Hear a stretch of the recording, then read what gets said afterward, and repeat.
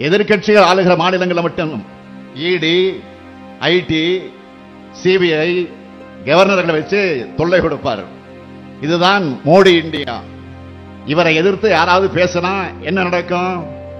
சமீபத்திய உதாரணம், ஜம்மு காஷ்மீர் மாநிலத்தில் ஆளுநராக இருந்த சத்யபால் மாலிக் அவர் என்ன சொன்னாரு? 2019 நடந்த புல்வாமா தாக்குதல் அரசியல் ஆதாயத்துக்காக எப்படியெல்லாம் பயன்படுத்தினாங்கன்னு சொன்னாரு. மோடிக்கு ஊழல் ஒழிக்கிற எண்ணம் இல்ல, ஊழல்வாதிகள் அவர் கூடவே இருக்கிறதால அவங்க மேல நடவடிக்கை எடுக்க மாட்டார்னு விளக்கமாக ஒரு பேட்டி கொடுத்தார். உடனே அவர் வீட்டில் சிபிஐ ரெய்டு. எவ்வளவு மலிவான அரசியல்! பெண் சக்தி, பெண்கள் பாதுகாப்பு பத்தி இப்போ தொடர்ந்து பேசுற பிரதமர் பாஜக எம்பி பிரித்பூஷனால் பாலியல் துன்பத்துக்கு ஆளான மல்யுத்த வீராங்கனைகள் கண்ணிவிட்ட போது வாய் திறக்கவே இல்லையே. ஏன்? குஜராத்தில் பில்கிஸ் பானு பலாத்கார வழக்கின் குற்றவாளிகள் விடுதலை செய்யப்பட்டப்போ பெண் சக்தி மேல பிரதமர் மோடிக்கு அக்கறை வந்துச்சா?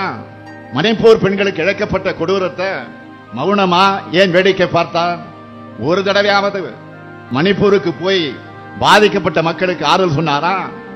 இந்த லட்சணத்துல ஐக்கிய முற்போக்கு கூட்டணி அரசு என்ன செஞ்சதுன்னு கேள்வி எழுப்புறாரு. திமுக காங்கிரஸ் கூட்டணியில் செய்யப்பட்ட நன்மைகளையும் திட்டங்களையும் பட்டியல் போட்டா ஒரு நாள் முழுக்க அந்த சாதனைகளை மட்டுமே பேசிட்டு இருக்க முடியும். பிரதமர் மோடியால இப்படி பட்டியல் போட முடியுமா? தேர்தல் சீசனுக்கு மட்டும் பிரதமர் வர்ற தமிழ்நாடு என்ன பறவைகளுடைய சரணாலயமா? தமிழர்கள் மேல் மட்டும் அவருக்கு ஏன் இத்தனை வன்மம்? நம்ம நாட்டை பாஜக 100 ஆண்டுகள் பின்னோக்கி இழுத்து சென்றிருக்கிறது.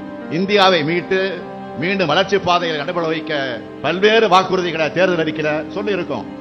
நம்ம ஆட்சிக்கு வரும்போது செய்ய இருக்கிறத பத்தி பேசினா பிரதமர் மோடி என்ன பேசுறாரு? மத உணர்வுகளை தூண்டி இந்த நாட்டு மக்களை பிளவுபடுத்த முடியுமா? வாக்கு அரசியல் பண்ண முடியுமா? மூழ்கிட்டு இருக்கக்கூடிய பாஜகவையும் தன்னுடைய இமேஜையும் கரை சேர்க்க முடியுமான்னு திசை திருப்பும் அரசியல் பேசுறாரு. துரோகத்துக்கு உருவம் இருந்தா அது பழனிசாமி தான். உலகத்துக்கு காட்டினதை விட வேற என்ன செஞ்சிருக்கிறார்? தன்னை சுற்றி இருந்த அத்தனை பேருடைய முதுகலையும் குத்தினவர் தான் முதுகெலும்பு இல்லாத பழனிசாமி. பதவி வாங்க காரணமாக இருந்த அம்மையார் சசிகலா, டிடிவி தினகரன் ஆகியோருக்கு துரோகம் செஞ்சார். பதவியை தொடர துணையா இருந்த ஓ பன்னீர்செல்வத்துக்கும் துரோகம் செஞ்சார். இப்படி குழப்பங்கள் நிறைந்த துரோக கதை தான் பழனிசாமியோட கதை. இப்ப பிரிஞ்சு போனவங்க பாஜகவோட நேரடி கூட்டணியாகவும் பழனிசாமி கள்ள கூட்டணியாகவும் இருக்காங்க. இப்போ இதுல யாருக்கு யார் நண்பன், யாருக்கு யார் எதிரி, யாருக்கு யார் துரோகி? இதுக்கு பதில் என்ன தெரியுமா? இவங்க ஒட்டுமொத்தமா தமிழ்நாட்டுக்கும் தமிழ்நாட்டு மக்களுக்கும் ஏன் ஒட்டுமொத்த இந்திய மக்களுக்குமே எதிரி மட்டுமல்ல, விரோதமான கூட்டணி. நீதி தவறிய மன்னனை கண்ணகி கேள்வி கேட்ட மண்ணுக்கு வந்திருக்கிறேன். வீரம் விளந்த சிவகங்கை சீமைக்கு வந்திருக்கிறேன். தேர்தல் பரப்புரை கூட்டத்தையே தென்மண்டல மாநாட்டை போல நடத்தி காட்டியிருக்கிறார் மாண்புமிகு அமைச்சர் மூர்த்தி அவர்கள். எந்த பொறுப்பை கொடுத்தாலும் பிரம்மாண்டமா செய்து காட்டுபவர் அமைச்சர் மூர்த்தி.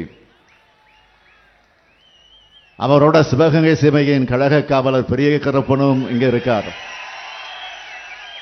சொல்லவா வரணும்? 2 செயல்வீரர்களும் சேர்ந்து இந்த மாநாட்டை தேர்தலுக்கான வெற்றி களமாக மாற்றி காட்டியிருக்காங்க. இவங்களோட தோளோடு தோல் நின்று ஒத்துழைப்பு வழங்கி இருக்கக்கூடிய மாவட்ட கழக செயலாளர்களுக்கும் நிர்வாகிகளுக்கும் என்ற வாழ்த்துக்களையும் பாராட்டுக்களையும் நான் தெரிவித்துக் கொள்ள விரும்புகிறேன். மதுரை நாடாளுமன்ற தொகுதிக்கு மார்க்சிஸ்ட் கம்யூனிஸ்ட் கட்சியினுடைய வெற்றி வேட்பாளர் நம்முடைய பெருமதிப்பிற்குரிய பாலகிருஷ்ணன் அவர்களின் ஆதரவு பெற்ற வேட்பாளர் வெங்கடேசன் அவர்கள் போட்டியிடுகிறார்கள். தோழர் சு வெங்கடேசன் அவர்கள் நாடறிந்த எழுத்தாளர், பேச்சாளர். மதுரைக்காக மட்டுமல்ல, தமிழ்நாட்டுக்காக மட்டுமல்ல, இந்திய நாட்டுக்காகவும் நாடாளுமன்றத்திலும் மக்கள் மன்றத்திலும் குரல் கொடுத்து வரக்கூடியவர். பாஜக அரசினுடைய மக்கள் விரோத செயல்கள் எதுவாக இருந்தாலும் அவருடைய பாணியிலே கண்டித்து கவனத்தை ஈர்க்கக்கூடியவர். கோடிக்கணக்கான தொகையை கல்வி கடனா மாணவர்களுக்கு பெற்று தந்தவர். எழுத்தாளர் என்பதனால் தன்னுடைய செயல்பாடுகளை 5 ஆண்டுகள் 150 வெற்றிகள்னு புத்தகமாகவே போட்டிருக்கிறார். அவர் மீண்டும் மதுரையில் வெற்றி பெற்று உங்கள் குரலா நாடாளுமன்றத்தில் ஒலிக்க அறிவால் சுத்திய நட்சத்திரம் சின்னத்தில் உங்கள் வாக்குகளை வழங்கணும். அடுத்து சிவகங்கை நாடாளுமன்ற தொகுதியில் காங்கிரஸ் கட்சியினுடைய வெற்றி வேட்பாளர் கார்த்தி சிதம்பரம் அவர்கள் போட்டியிடுகிறார். நம்முடைய மரியாதைக்குரிய அண்ணன் ப. சிதம்பரம் அவர்களுடைய அருமை மகன். இதே சிவகங்கை தொகுதியில் 7 முறை தேர்ந்தெடுக்கப்பட்டு தமிழ்நாட்டுக்கு மட்டுமல்ல இந்தியாவுக்கு பல நல்ல திட்டங்களை உருவாக்கி கொடுத்தவர் நம்முடைய மரியாதைக்குரிய அண்ணன் சிதம்பரம் அவர்கள். இந்திய பொருளாதாரத்தை தூக்கி நிறுத்திய பொருளாதார அறிஞர். அது மட்டுமல்ல, இந்த தேர்தலில் இந்தியாவின் கதாநாயகனாக இருக்கும் காங்கிரஸ் தேர்தல் அறிக்கையை தயாரித்தவர். அவர் வழியில பணியாற்றி வரக்கூடிய கார்த்தி சிதம்பரம் அவர்கள் பொருளாதாரத்தை எளிய மக்களோடு மொழியில விளக்கக்கூடிய ஆற்றல் பெற்றவர். திராவிட மாடல் அரசின் திட்டங்களால் கடைக்கோடி மக்களும் எப்படி பயனடைகிறாங்கன்னு அவர் பிரச்சாரம் செய்கிற வீடியோ இப்ப சமூக வலைதளங்கள்ல வைரல். கார்த்தி சிதம்பரம் சிவகங்கை மக்களோட குரலா நாடாளுமன்றத்தில் ஒலிக்க கை சின்னத்தில் உங்கள் வாக்குகளை வழங்கணும். இந்தியா கூட்டணியினுடைய இந்த 2 வேட்பாளர்கள் சு. வெங்கடேசன் அவர்களையும் கார்த்தி சிதம்பரம் அவர்களையும் மீண்டும் இந்த முறை கடந்த தேர்தலை விட அதிக வாக்கு வித்தியாசத்தில் வெற்றி பெற வைக்கணும். தயாராகிட்டீங்களா? நீங்க வாக்களிக்கிறது மட்டுமல்ல, இந்த ஸ்டாலின் தூதுவனா உங்கள் பகுதியில் இருக்கக்கூடிய மக்கள் கிட்டையும் இந்தியா கூட்டணிக்கு வாக்கு கேட்கணும். கேட்பீங்களா? அப்புறம் என்ன, வெற்றி உறுதி. திரும்ப எம்பி ஆயிடுவீங்க. இப்ப வேட்பாளர்கள் உட்காரலாம். நீங்க அளிக்கிற வாக்கு உங்க தொகுதிக்கான எம்பியை தேர்வு செய்ய மட்டும் இல்ல, இந்தியாவோட அடுத்த பிரதமரா ஒரு ஜனநாயகவாதி வர அடித்தளம் அமைக்க போகுது. வரப்போகிற பிரதமர் எப்படிப்பட்டவராக இருப்பார்? நீட் தேர்விலிருந்து தமிழ்நாட்டிற்கு விலக்களிக்கும் பிரதமராக அவர் இருப்பார். 100 நாள் வேலைவாய்ப்பு திட்டத்தில் நாளொன்றுக்கு 400 ரூபாய் கொடுக்கும் பிரதமராக இருப்பார். விவசாயிகளுக்கு குறைந்தபட்ச ஆதார விலை கொடுக்கக்கூடிய பிரதமராக இருப்பார். சமூக நீதி மேல உண்மையான அக்கறையோடு இடஒதுக்கீடு உச்சவரம்பு 50 விழுக்காட்டை உயர்த்துகிற பிரதமராக இருப்பார். எஸ்சி, எஸ்டி, ஓபிசி மாணவர்களுக்கான கல்வி உதவித்தொகையை 2 மடங்கு ஆக்கிற பிரதமராக இருப்பார். மொத்தத்தில் இந்திய ஜனநாயகத்தை, அரசியல் சட்டத்தை, மதச்சார்பின்மையை, சமூக நீதியை மதிக்கிற பிரதமராக இருப்பார். ரொம்ப முக்கியமா தமிழ்நாட்டோட வளர்ச்சிக்கு உற்ற துணையாகவும் தமிழ் மக்கள் மீது உண்மையான பாசம் கொண்டவராக இந்தியா கூட்டணியுடைய பிரதமர் ஆட்சி செய்வார். இன்னும் ஒரே வரியில் சொல்லணும்னா, இப்ப இருக்கக்கூடிய பிரதமர் மாதிரி நிச்சயம் இருக்க மாட்டார். 10 ஆண்டு காலமா தமிழ்நாட்டு மக்களை மதிச்சு தமிழ்நாட்டுக்குன்னு எந்த சிறப்பு திட்டத்தையும் செஞ்சு கொடுக்காத பிரதமர் மோடி இப்போ வாக்கு கேட்டு தமிழ்நாட்டுக்கு வந்திருக்கிறார். தமிழ்நாட்டுக்கு சிறப்பு திட்டங்களை செஞ்சு கொடுத்துட்டு வந்திருக்கிறாரா? இல்ல. இங்க பக்கத்து மாவட்டங்கள்ல வெள்ளத்துல தவிச்சாங்கல, அவங்களுக்கு உதவி பண்ணிட்டு வந்திருக்கிறாரா? இல்ல. எந்த முகத்தோடு மோடி தமிழ்நாட்டுக்கு வராரு? இவர் தமிழ்நாட்டை மட்டும் இப்படி வஞ்சிக்கல, எதிர்க்கட்சி ஆள்கிற எல்லா மாநிலங்களையும் வஞ்சிக்கிறாரு. பக்கத்து மாநிலம் கேரளாவில் மக்கள் நல திட்டங்களுக்கு கடன் வாங்க கூட உச்சநீதிமன்றத்திற்கு போற நிலையை உருவாக்கி இருக்கிறார். கர்நாடகாவும் வறட்சி நிவாரணம் கேட்டு உச்சநீதிமன்ற கதவுகளை தட்டியிருக்காங்க.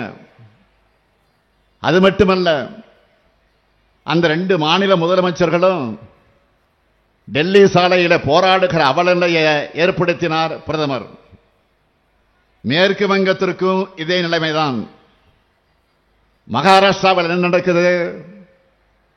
குதிரை பேரம் நடத்தி எம்எல்ஏக்களை விலைக்கு வாங்கினார், ஆட்சியை கிடைச்சார், ஆளுங்கட்சியை உடைச்சு இப்ப அந்த மாநிலத்தை நாசமாக்கிட்டாரு.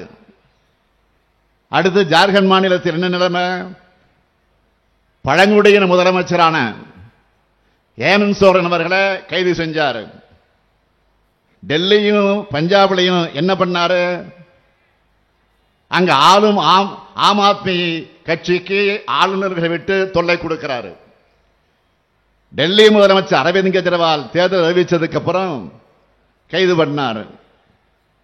எதிர்கட்சிகள் ஆளுகிற மாநிலங்களை மட்டும் இடி, ஐடி, சிபிஐ கவர்னர்களை வச்சு தொல்லை கொடுப்பார். இதுதான் மோடி இந்தியா. இவரை எதிர்த்து யாராவது பேசினா என்ன நடக்கும்? சமீபத்திய உதாரணம், ஜம்மு காஷ்மீர் மாநிலத்தில் ஆளுநராக இருந்த சத்யபால் மாலிக் அவர் என்ன சொன்னாரு? 2019 நடந்த புல்வாமா தாக்குதல் அரசியல் ஆதாயத்துக்காக எப்படியெல்லாம் பயன்படுத்தினாங்கன்னு சொன்னாரு. மோடிக்கு ஊழல் ஒழிக்கிற எண்ணம் இல்லை, ஊழல்வாதிகள் அவர் கூடவே இருக்கிறதால அவங்க மேல நடவடிக்கை எடுக்க மாட்டார்னு விளக்கமாக ஒரு பேட்டி கொடுத்தார். உடனே அவர் வீட்டில் சிபிஐ ரெய்டு. எவ்வளவு மலிவான அரசியல்!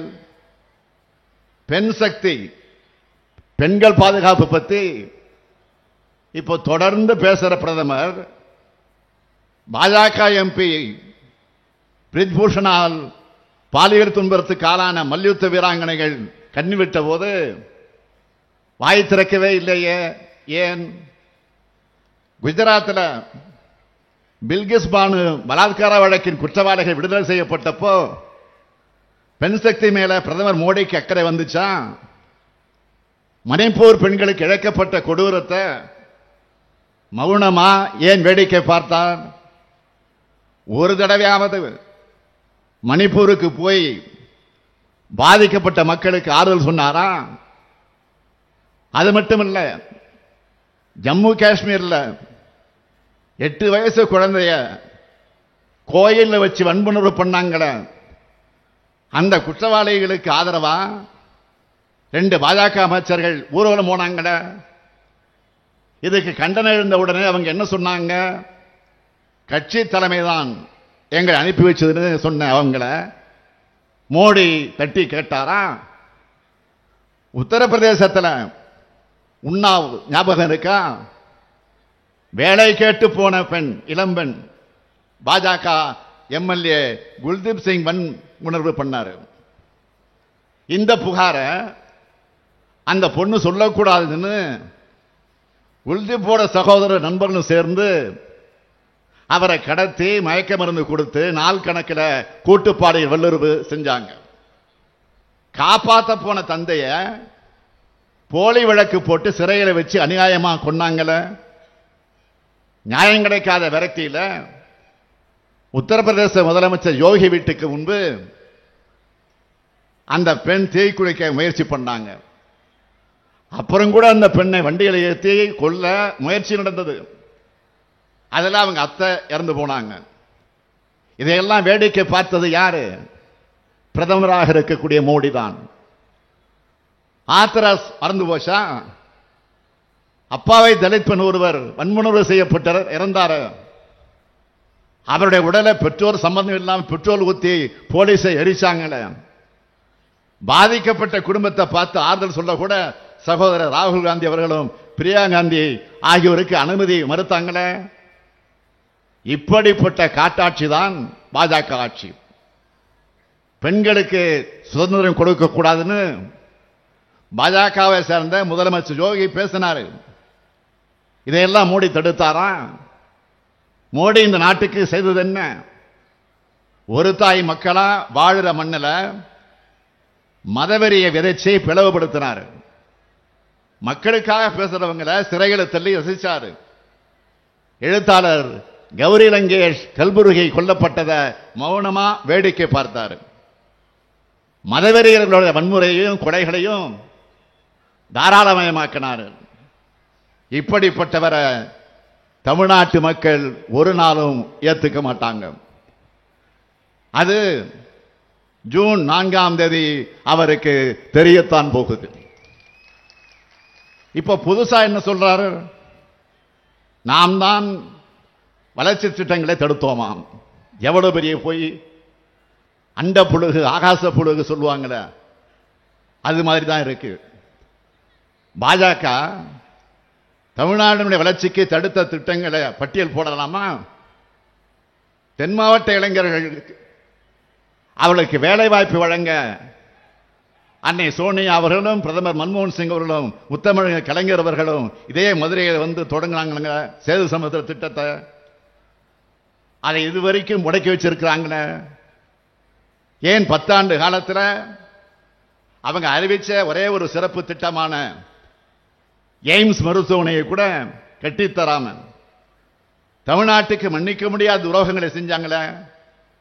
இந்த எய்ம்ஸ் கூட அறிவிச்சு மற்ற பாஜக ஆளுகிற மாநில எய்ம்ஸ் மருத்துவமனை எல்லாம் பயன்பாட்டுக்கு வந்துருச்சு. ஆனா மதுரைக்கு எய்ம்ஸ் வரல. நாம கட்டுகிற ₹1 வரிக்கு 29 பைசா மட்டும் திருப்பி கொடுத்து நிதி நெருக்கடியை உருவாக்குறாங்க. பேரிட நிதியை கூட கொடுக்காம நாம மக்களுக்கு கொடுத்த நிதிக்கு கூட நிதியமைச்சர் நிர்மலா சீதாராமன் பிச்சைன்னு சொல்லி ஏளனம் பேச வைக்கிறாங்க. இந்த லட்சணத்தில் ஐக்கிய முற்போக்கு கூட்டணி அரசு என்ன செஞ்சதுன்னு கேள்வி எழுப்புறாரு. திமுக காங்கிரஸ் கூட்டணியில் செய்யப்பட்ட நன்மைகளையும் திட்டங்களையும் பட்டியல் போட்டா ஒரு நாள் முழுக்க அந்த சாதனைகளை மட்டுமே பேசிக்கிட்டு இருக்க முடியும். அதனால சில சாதனைகள் மட்டும் நான் குறிப்பிட்டு சொல்றேன். பிரதமர் அவர்களை நோட் பண்ணிக்கங்க. நாடு முழுக்க ஐக்கிய முற்போக்கு கூட்டணி அரசால 70,000 கோடி ரூபாய்க்கு மேல கல்வி கடன்கள் வழங்கப்பட்டுச்சு. 65,000 கோடி ரூபாய்க்கு சிறு விவசாயிகளுடைய கடன் தள்ளுபடி செய்யப்பட்டுச்சு. அன்னை தமிழ் மொழியை செம்மொழியா அறிவிச்சோம். செம்மொழி தமிழாய்வு மத்திய நிறுவனத்தை அமைச்சோம். திருச்சி, கோவை, மதுரை விமான நிலையங்களை விரிவாக்கம் செஞ்சோம். நம்ம TR பாலு அவர்கள் ஒன்றிய அமைச்சராக இருந்த காலத்தில் மேம்பாலங்கள் சாலைகள் 56,644 கோடி ரூபாய்க்கு தமிழ்நாட்டுக்கு திட்டங்களை கொண்டு வந்து நிறைவேற்றணும். நெசவு தொழிலுக்கு இருந்த சென்பாட் வரி நீக்கப்பட்டுச்சு. இன்னும் நிறைய இருக்கு. பிரதமர் மோடியால இப்படி பட்டியல் போட முடியுமா? தேர்தல் சீசனுக்கு மட்டும் பிரதமர் வர்ற தமிழ்நாடு என்ன பறவைகளுடைய சரணாலயமா? தமிழர்கள் மேல் மட்டும் அவருக்கு ஏன் இத்தனை வன்மம்? தமிழர்கள் இந்த நாட்டோட குடிமக்கள் இல்லையா? நாங்கள் என்ன இரண்டாந்திர குடிமக்களா? ஏன் இந்த ஓர வஞ்சனை? எப்படி உங்களால் ஓட்டு கேட்க வர முடியுது? நம்ம பொறுத்தவரை திராவிட மாடல் அரசு இந்த 3 ஆண்டுகள்ல ஏராளமான சாதனைகளை செஞ்சு கொடுத்த பெருமிதத்தோட உரிமையோட உங்ககிட்ட வாக்கு கேட்டு நிற்கிறேன். இந்த மாமதுரைக்கும் சிவகங்கைக்கும் அறிவின் அடையாளமா, வீரத்தின் அடையாளமா, பண்பாட்டின் அடையாளமா நம் அரசு கொடுத்திருக்கிற முத்தான 3 திட்டங்கள் கொடுத்திருக்கு. முதலாவது திட்டம், திமுக என்பது அரசியல் இயக்கம் மட்டுமல்ல, தமிழ் சமுதாயத்தை தட்டி எழுப்பும் அறிவு இயக்கம் என்பதற்கு அடையாளமாக கழகத்துக்கு மட்டும் அறிவாலயம் கட்டாமல் தமிழ்நாட்டோட இளைஞர்களுக்கும் எதிர்கால தலைமுறைக்கும் பயனளிக்கக்கூடிய அறிவு ஆலயங்களை கட்டி வருகிறோம். அதுதான் மதுரையில அறிவின் அடையாளமா பிரம்மாண்டமாக எழும்பி இருக்கக்கூடிய கலைஞர் நூற்றாண்டு நூலகம். இரண்டாவது திட்டம், தமிழர் வீர விளையாட்டான ஜல்லிக்கட்டுக்கு பாஜக உச்சமன்றத்தில் தன்னுடைய வாதங்களால் தடை ஏற்படுத்தின போவோம். அதை உடைச்சு வெற்றி ஜல்லிக்கட்டு நடத்துகிறோம். உலகமே நம்ம வீர விளையாட்டை திரும்பி பார்க்கும் வகையில் அமைஞ்சிருக்கு கலைஞர் நூற்றாண்டு ஏறுதழுவது அரங்கம். மூன்றாவது திட்டம், தமிழ் நாகரிக தொட்டிலாம் இருக்கக்கூடிய கீழடி ஆய்வு நடக்கக்கூடாதுன்னு எப்படியெல்லாம் தடை ஏற்படுத்துச்சு பாஜக. எத்தனை சதி செயல்கள் ஈடுபட்டாங்க. நம்ம வெங்கடேசனை கேட்டா 1 மணி நேரம் அதை பற்றி விளக்குவார். அந்த தடையெல்லாம் உடைச்சு எரிஞ்சு தமிழ் நாகரிகத்தின் அடையாளமாக அமைக்கப்பட்டிருக்கு கீழடி அருங்காட்சியகம். இப்படி தமிழ்நாடு முழுக்க செய்யப்பட்டிருக்கக்கூடிய சாதனைகளை முழுமையாக எடுத்து சொன்னா எல்லா கூட்டங்களும் சாதனை விளக்க பொதுக்கூட்டங்களாக ஆகிடும். அதனால நம்மோட திராவிட மாடல் அரசோட சாதனைகளால பயனடைஞ்ச குடும்பங்களோட எண்ணிக்கை மட்டும் சொல்லட்டுமா? எங்க அண்ணன் ஸ்டாலின் கொடுக்கிற தாய் வீட்டு சீர்னு 1,15,00,000 சகோதரிகள் உரிமையோடும் பாசத்தோடும் சொல்ற கிராம பொருளாதார அதை உயர்த்துகிற கலைஞர் மகளிர் உரிமை திட்டம். 16 லட்சம் குழந்தைகள் காலையில் பசியோடு பள்ளிக்கு வராம சூடாகவும் சுவையாகவும் சுத்தமாகவும் சாப்பிட்டு பாடங்களை நல்லா கவனிக்க முதலமைச்சருடைய காலை உணவு திட்டம். தமிழ்நாட்டில் இருக்கக்கூடிய அனைத்து மகளிரும் சுதந்திரமாக கட்டணமே இல்லாம 460 கோடி முறை பேருந்தில் பயணிக்கக்கூடிய விடியல் பயணம் திட்டம். அரசு பள்ளியில் படிச்சு கல்லூரிக்கு போற 4,51,075 மாணவிகளுக்கு மாதம் 1000 ரூபாய் தரக்கூடிய புதுமை பெண் திட்டம். இளைஞர்களுக்கு வேலை வாய்ப்பு பெற 28 லட்சம் மாணவர்களுக்கு திறன் பயிற்சி வழங்க இருக்கக்கூடிய நான் முதல்வன் திட்டம். இல்லம் தேடி கல்வி மூலமா 24,86,611 மாணவர்கள் பயன்பெற்று வராங்க.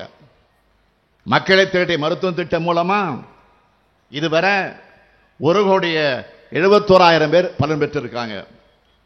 இது அத்தனையும் கடுமையான நிதி நெருக்கடிக்கு இடையிலையும் நிறைவேற்றிட்டு இருக்கோம். எப்படிப்பட்ட கடுமையான நிதி நெருக்கடியில தமிழ்நாட்டை தவிக்க விட்டு போனார் பழனிசாமின்னு இந்த மேடையில் உட்கார்ந்திருக்கிற நம்ம பிடிஆர் பயணிகள் தியாகராஜன் அவர்கிட்ட கேட்டா டீட்டெயிலா சொல்லுவாரு. திட்டங்களை தீட்டுறது மட்டும் இல்ல, அதோட பலன்கள் முறையா போய் சேருதான்னு நாங்க நேரடியாக கண்காணிக்கிறோம். இங்க வர்றதுக்கு முன்னாடி ஒரு வீடியோ பார்த்தேன். அதுல மதுரை பழங்கானத்தை சேர்ந்த ஆட்டோ ஓட்டுநர் அவருடைய மகன் ஸ்ரீகாந்த் பேசுறாரு. மாற்றுத்திறனாளியான அவர் கலைஞர் நூற்றாண்டு நூலகத்தில் பிரெய்லி முறையில் 4 மாசமா இடைவிடாம படிச்சு வங்கி தேர்வில் நான் சாதிச்சிருக்கிறேன். அதை பார்த்தப்போ அவ்வளவு மகிழ்ச்சியா இருந்துச்சு.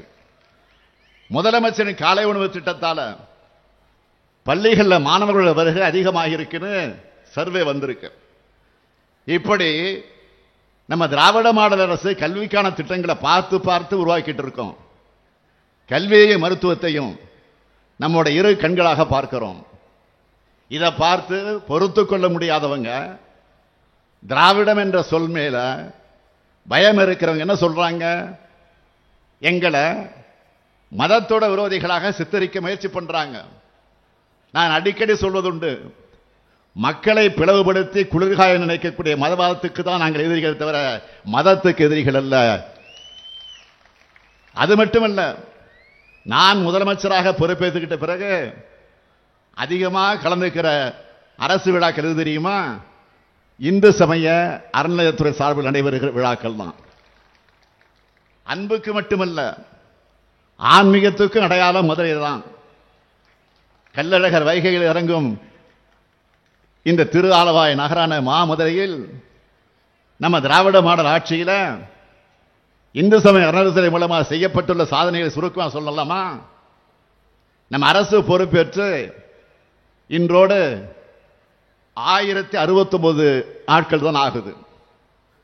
ஆனா 1556 திருக்கோயில்களுக்கு குடமுழுக்கு செஞ்சிருக்கிறோம். 6082 கோடி ரூபாய் மதிப்புள்ள கோயில் நிலங்களை மீட்டிருக்கிறோம். கிராமப்புற கோயில்கள் மற்றும் ஆதிராவிடர் மற்றும் பழங்குடியில் வசிக்கக்கூடிய பகுதியில் ஆண்டுக்கு 1250 கோயில்களுக்கு திருப்பணிகள் செய்ய கோயில் ஒன்றுக்கு 2 லட்சம் ரூபாய் நிதி ஒதுக்கி இருக்கிறோம். ஒரு கால பூஜை திட்டத்தின் கீழே இருக்கக்கூடிய திருக்கோயில்களில் பணிபுரியக்கூடிய பூசாரிகளுக்கு முதன்முறையாக மாத ஊக்குத்தொகை 1000 ரூபாய் வழங்கப்பட்டு வருது. இறைவனுடைய கோயிலில் சமத்துவ நிலவுன்னு அனைத்து சாதியினரும் அர்ச்சகர் என்ற சட்டத்தை நிறைவேற்றி காட்டியிருக்கிறோம். ஆலயங்களில் அன்னை தமிழ் ஒலிக்க ஏற்பாடு செஞ்சிருக்கிறோம். ஏழைகளின் சிரிப்பில் இறைவனை காண்போம் என்ற பேரறிஞர் அண்ணாவினுடைய முழக்கத்திற்கேற்ப 11 பெரிய திருக்கோயில்களில் முழுநேர அன்னதானம் தொடங்கப்பட்டு ஒரு நாளைக்கு 1 லட்சம் பேர் பசியார உணவு உண்கிறார்கள். 17 திருக்கோயில்களில் மருத்துவ மையங்கள் ஏற்படுத்தப்பட்டு இதுவரை 4,70,70,000 பக்தர்கள் பயனடைந்திருக்கிறாங்க. திருக்கோயில்கள் சார்பில் கல்லூரிகளும் பள்ளிகளும் தொடங்கப்பட்டு கல்லூரிகளில் 11,065 மாணவ மாணவியர்களும் பள்ளிகளில் 13,065 மாணவ மாணவிகளும் படிக்கிறாங்க. அதனால தான் திராவிட மாடல் அரசு பக்தர்கள் போற்றும் அரசாக, அற்பர்கள் கதறக்கூடிய அரசாகவும் இன்றைக்கு இருக்கு. மக்களை பண்படுத்தத்தான் ஆன்மீகத்தை பயன்படுத்தணுமே தவிர பாஜக மாதிரி மக்களை பிளவுபடுத்த பயன்படுத்தக்கூடாது. நம்ம நாட்டை பாஜக 100 ஆண்டுகள் பின்னோக்கி இழுத்து சென்றிருக்கிறது. இந்தியாவை மீட்டு மீண்டும் வளர்ச்சி பாதைகளை நடைபெற வைக்க பல்வேறு வாக்குறுதிகளை தேர்தல் அறிக்கையில் சொல்லி இருக்கோம். திமுகவோட பல வாக்குறுதிகள் காங்கிரசுடைய தேர்தல் அறிக்கையிலும் எதிரொலிச்சிருக்கு. சிலவற்றை மட்டும் தலைப்புச் செய்தியா நான் சொல்றேன். இந்தியா கூட்டணி ஆட்சி அமைஞ்சதும் நாடு முழுவதும் சமூக பொருளாதார சாதி வாரியான கணக்கெடுப்பு நடத்தப்படும். எஸ்சி எஸ்டி ஓபிசி பிரிவினருக்கான காலி பணியிடங்கள் ஓராண்டிற்குள் நிரப்பப்படும். சர்வதேச சந்தையில் கச்சா எண்ணெய் விலை குறைந்தாலும் இந்திய மக்கள் கிட்ட பாஜக அரசு அதிக விலைக்கு வித்து லாபம் பார்த்த பெட்ரோல் டீசல் கேஸ் விலை குறைக்கப்படும். சிறுபான்மையின மக்களுக்கான எதிரான சட்டங்கள் ரத்து செய்யப்படும். தொழிலாளர் விரோத சட்டங்களும் ஜிஎஸ்டி சட்டமும் சீர்திருத்தம் செய்யப்படும். விவசாயிகள் கூட்டுறவு அமைப்புகளையும் வங்கிகளில் வாங்கியிருக்கக்கூடிய கடனும் வட்டியும் தள்ளுபடி செய்யப்படும். தேசிய நெடுஞ்சாலைகளில் மக்களை சுரண்டுகிற சுங்கசாவடிகள் முற்றிலுமாக அகற்றப்படும். வங்கிகள் மினிமம் பேலன்ஸ் இல்லைன்னு சொல்லி அபராதம் விதிக்கக்கூடிய முறை நீக்கப்படும். மதுரை திருப்பதி ரயில் மீண்டும் தொடங்க நடவடிக்கை எடுக்கப்படும். மதுரை போடி ரயில லோயர் கேம்ப் வரை நீட்டிக்க ஆவணம் செய்யப்படும். மதுரை விமான நிலையம் உலகத்தரத்துக்கு உயர்த்தப்படும். மதுரையில் ஒன்றிய அரசோட தொழில் நிறுவனங்கள் அமைக்கப்படும். காரைக்குடி முதல் நத்தம் வரை சிங்கமுறை கொட்டாம்பட்டி வழியாக 4 வழிச்சாலை அமைக்கப்படும். இப்படி வாக்குறுதியில் கொடுக்கிறோம்னா திமுக என்றாலே சொன்னதை செய்வோம், செய்வதைத்தான் சொல்வோம். இப்படி நம்ம ஆட்சிக்கு வரும்போது செய்ய இருக்கிறத பத்தி பேசினா பிரதமர் மோடி என்ன பேசுறாரு? மத உணர்வுகளை தூண்டி இந்த நாட்டு மக்களை பிளவுபடுத்த முடியுமா? வாக்கு அரசியல் பண்ண முடியுமா?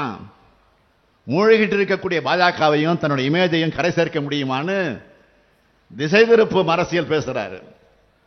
மக்கள் ஆதரவோட நாடு முழுக்க பேசப்படுகிற நம்முடைய திராவிட மாடல் அரசு குஜராத் மாடல்னு போட்டோஷாப் மூலமா போலியா கட்டமைச்சு அந்த மாடலை உடைச்சி நொறுக்கிடுச்சே என்ற அந்த வன்மத்தில் தமிழ்நாட்டுக்குள்ள மட்டும் பொய் பிரச்சாரம் செய்யறதில்லை, வட மாநிலங்களையும் தமிழ்நாட்டை பற்றி பொய்யான தகவல்களை பரப்பி ஆதாயம் தேட முயற்சிக்கிறார் பிரதமர்.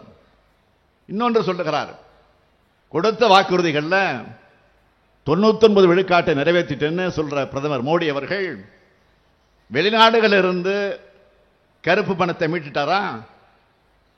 எல்லா இந்தியர்களுடைய வணிகை கணக்கிலையும் 15 லட்சம் ரூபாய் போடுவேன்னு சொன்னாரே, போட்டுட்டாரா? ஆண்டுக்கு 2 கோடி பேருக்கு வேலை, 10 ஆண்டுகள் 20 கோடி பேருக்கு வேலை கொடுத்துட்டாரா? உழவர்களுடைய வருமானத்தை 2 மடங்கு ஆக்கிட்டாரா? விலைவாசியை குறைச்சிட்டாரா? இந்திய நதிகளை இணைச்சிட்டாரா? எல்லோருக்கும் வீடு கொடுத்துட்டாரா? குழாய் மூலம் எரிவாயு இணைப்பு கிடைச்சிருச்சா? பெண்களுக்கான நடமாட வங்கின்னு சொன்னார, அதை எங்கேயாவது நடமாடி பார்த்தீங்களா? பெண்களுக்கு 33 விழுக்காடு இடஒதுக்கீடு செயல்படுத்திட்டாரா? வடகிழக்கு மாநிலங்களோட வளர்ச்சிக்கு முக்கியத்துவம் தரப்படும் சொன்னார, மணிப்பூருக்கு நேர்ந்தது என்ன?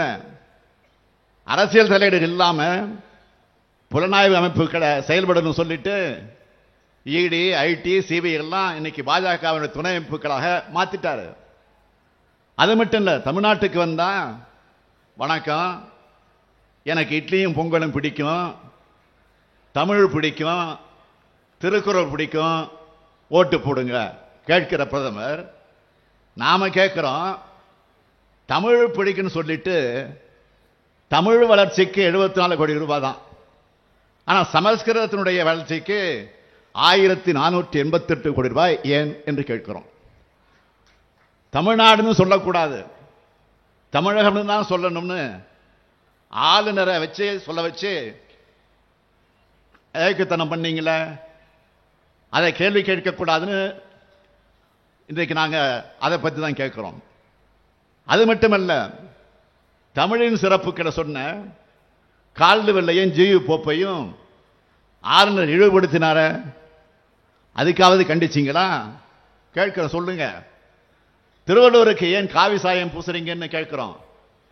இப்படி அத்தனை தமிழ் வேலையை செஞ்சுட்டு தயவு செஞ்சு வாயால வடையை மட்டும் சுடாதீங்கன்னு தான் அப்படின்னு கேட்கிறோம். இப்படி தமிழுக்கும் தமிழ்நாட்டுக்கும் தமிழினத்துக்கும் விரோதமாக இருக்கிற பாஜகவுக்கு பாதம் தாங்கியா இருந்து தமிழ்நாட்டுக்கு கிடைக்கப்பட்ட அத்தனை துரோகங்களுக்கு துணையா இருந்தவர் பழனிசாமி. அவர் இப்போ என்ன பிளான்ல இருக்காரு? வாக்குகளை பிரிச்சு பாஜகவுக்கு உதவுங்கிற பி டீமா வந்திருக்கிறார் பழனிசாமி. கூட்டணியிலிருந்து வெளியே வந்துட்டோம்னு கபட நாடகம் நடத்துறாரு. எங்கேயாவது பாஜகவையோ மோடியையோ விமர்சிச்சு ஒரு வார்த்தை மறந்து எங்கேயாவது பேசுறாரா? மண்புழுவா ஊர்ந்து பச்சோந்தியா மாறி பாஜகவுக்கு பார்ட்னரா இருந்த பழனிசாமியால தமிழ்நாட்டுக்கு கிடைச்ச நன்மை என்னன்னு ஏதாவது இருக்கா? துரோகத்துக்கு உருவம் இருந்தா அது பழனிசாமி தான். உலகத்துக்கு காட்டினதை விட வேற என்ன செஞ்சிருக்கிறார்? தன்னை சுத்தி இருந்த அத்தனை பேருடைய முதுகலையும் குத்தினவர் தான் முதுகெலும்பு இல்லாத பழனிசாமி. பதவி வாங்க காரணமாக இருந்த அம்மையார் சசிகலா, டிடிவி தினகரன் ஆகியோருக்கு துரோகம் செஞ்சார். பதவியை தொடர துணையா இருந்த பன்னீர்செல்வத்துக்கும் துரோகம் செஞ்சார். இப்படி குழப்பங்கள் நிறைந்த துரோக கதை தான் பழனிசாமியோட கதை. இப்ப பிரிஞ்சு போனவங்க பாஜகவோட நேரடி கூட்டணியாகவும் பழனிசாமி கள்ள கூட்டணியாகவும் இருக்காங்க. இப்போ இதுல யாருக்கு யார் நண்பன், யாருக்கு யார் எதிரி, யாருக்கு யார் துரோகி? இதுக்கு பதில் என்ன தெரியுமா? இவங்க ஒட்டுமொத்தமா தமிழ்நாட்டுக்கும் தமிழ்நாட்டு மக்களுக்கும், ஏன் ஒட்டுமொத்த இந்திய மக்களுக்குமே எதிரி மட்டுமல்ல, விரோதமான கூட்டணி. பாஜகவுக்கு அளிக்கிற வாக்கு தமிழ்நாட்டு எதிரிகளுக்கு அளிக்கிற வாக்கு, அதிமுகவுக்கு அளிக்கிற வாக்கு தமிழ்நாட்டு துரோகிகளுக்கு அளிக்கிற வாக்கு. எனவே தமிழ்நாட்டை வஞ்சித்த பாஜக, தமிழ்நாட்டை பாழ்படுத்தி அதிமுக ஆகிய தமிழர் விரோதிகளை ஒரு சேர வீழ்த்துங்க.